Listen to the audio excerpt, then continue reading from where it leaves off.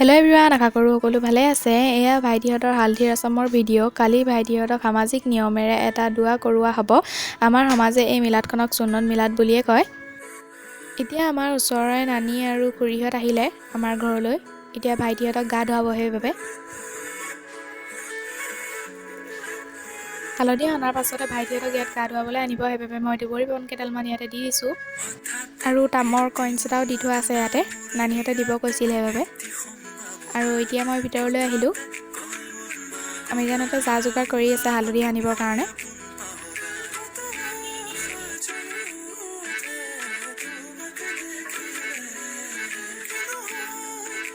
এতিয়া আমাৰ নানীহঁতে য়াছিন আৰু ইফতিহাজক মাজত লৈ ঘূৰিবলৈ গৈছে চাদৰখনৰ তলত। আমিজান আৰু খুৰীয়ে ধৰি দিছে।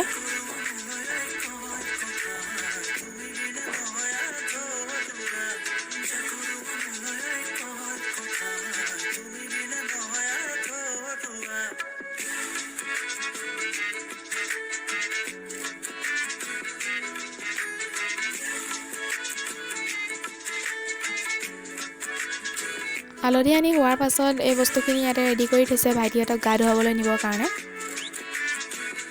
আৰু এতিয়া সিহঁতক হালধি সানিব। প্ৰথমে নানীহঁতে এইখিনি নিয়ম কৰি লৈছে।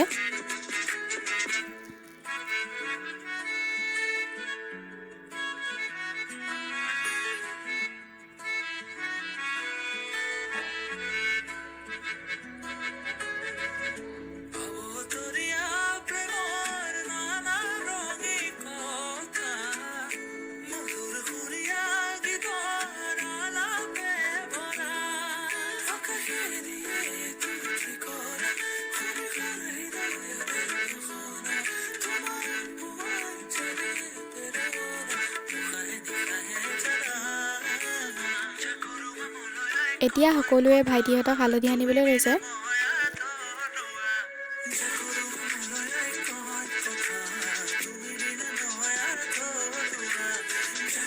এতিয়া নানী খুৰীহঁতে সকলোৱে সিহঁতক হালধি সানি দিছে।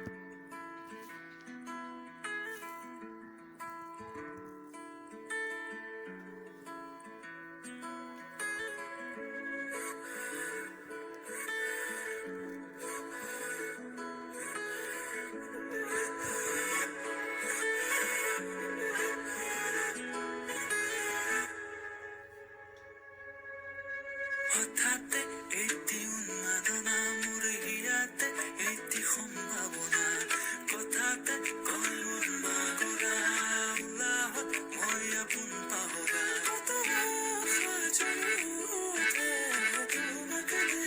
এতিয়া ফূৰ্তি চূৰ্তি কৰি হৈ গ'ল আৰু এতিয়া ভাইটিহঁতক গা ধুৱাবলৈ আনিছে।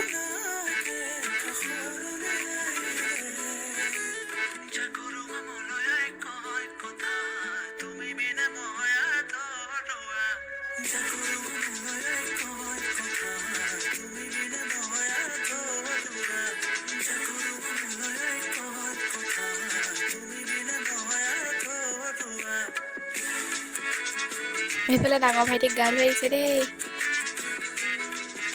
আৰু এইফালে আমাৰ সৰু ভাইটিও ৰৈ আছে।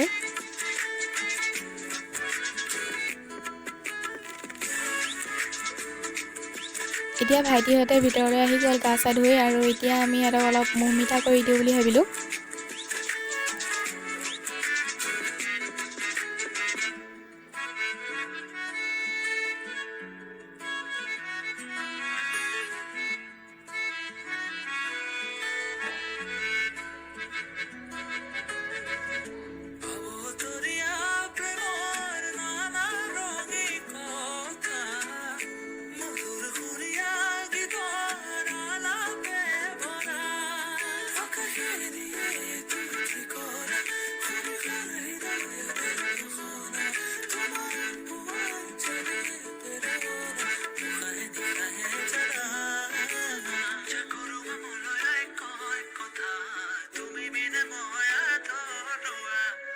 এয়া হ'ল পিছদিনাখনৰ ভিডিঅ' আৰু মমা মাহী আৰু ভনীহঁত আহিছে আমাৰ ঘৰলৈ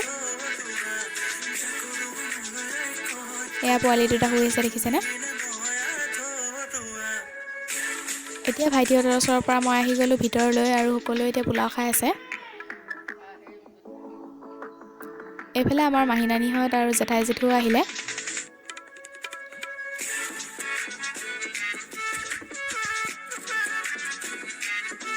এতিয়া সকলোকে চাহ দিছে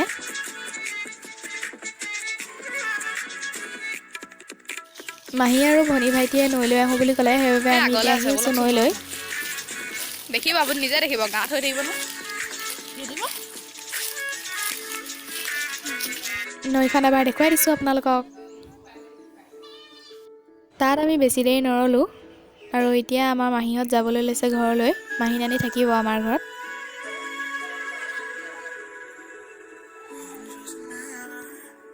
এইফালে মামী নানীও যায়গৈ ঘৰলৈ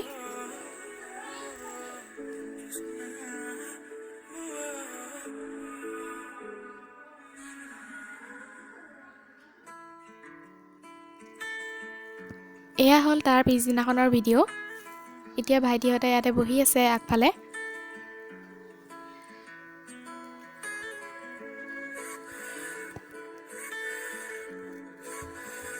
স্কুল যাবৰ কাৰণে এইকেইদিন একদম বলিয়া হৈ আছে আৰু এইফালে বেগ লৈ এতিয়া ঘূৰি ফুৰিছে দেখিছেনে হঠাতে এটি উন্মাদনা মোৰ হিয়াতে এটি সম্ভাৱনা